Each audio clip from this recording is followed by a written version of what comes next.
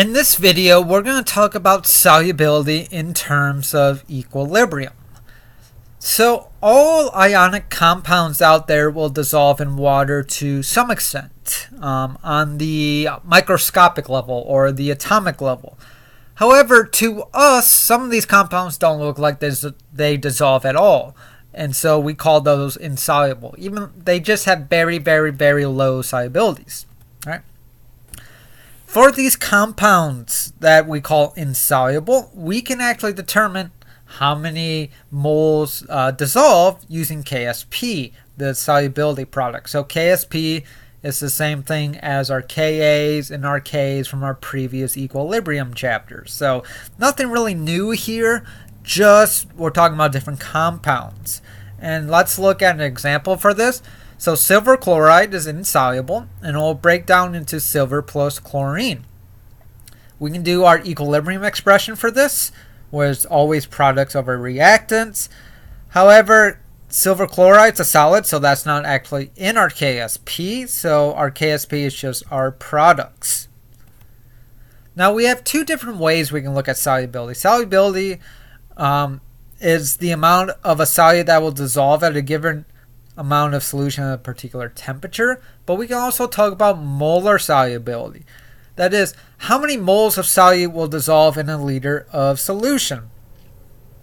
And this goes back to our idea of saturated solution here, where if we have so many liters of water, how many moles will we dissolve until we get saturated? And this idea is related to KSP, because go back to KSP, we're always looking at concentrations. We're looking at moles and liters of our products, and molar solubility is moles per liter as well.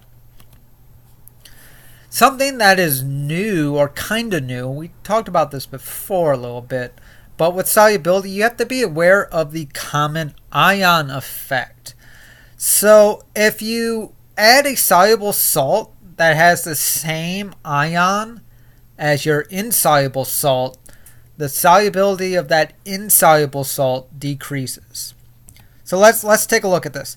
So we have sodium fluoride here. Sodium fluoride is extremely soluble.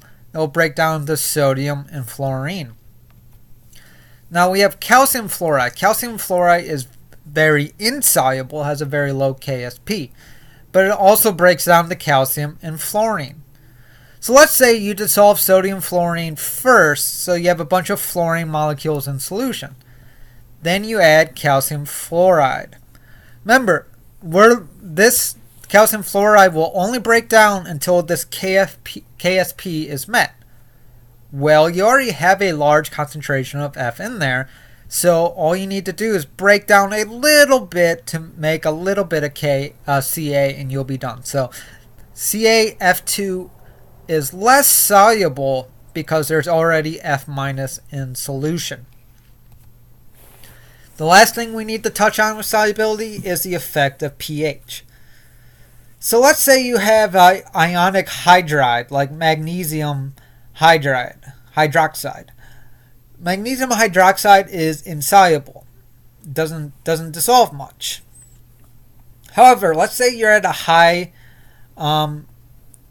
let's actually do the reverse of this. Let's say you are at a low pH. I know it says high, but let's just imagine you're at a low pH here, because I think that's easier to think about to begin with.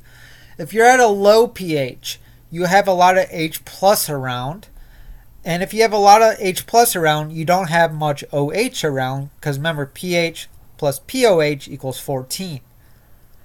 So at a low pH, any hydroxide you make from dissolving magnesium hydroxide will actually react with H3O+.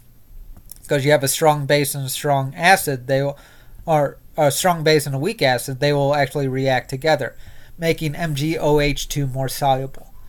Alright, let's go back to what it says on the slide now. You have a high pH. If you have a high pH, that means that you have a high concentration of OH minus. The solubility of this would actually decrease then, because you already have OH minus around. It's the same idea as the common ion effect we talked about on the previous slide. Now, the last thing we need to talk about is what if your ionic compound has a weak acid or with it. So let's take a look at this. We have calcium chloride or carbonate makes calcium and carbonate. Well, carbonate is the conjugate base of HCO3 minus.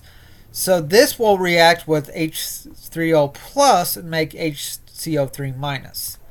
The lower the pH you have, the more H3O plus you'll have in solution. The more H3O plus you have, the more it will react with CO3 2 minus to make HCO3 minus. The more that occurs, this CO3 2 minus is being used up.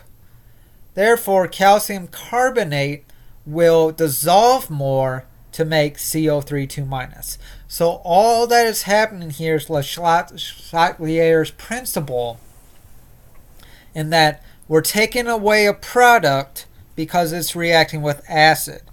As we take away a product, our equilibrium is going to shift from reactants to make more products, therefore making calcium carbonate more soluble. And that's it for this video. I will see you in the next video.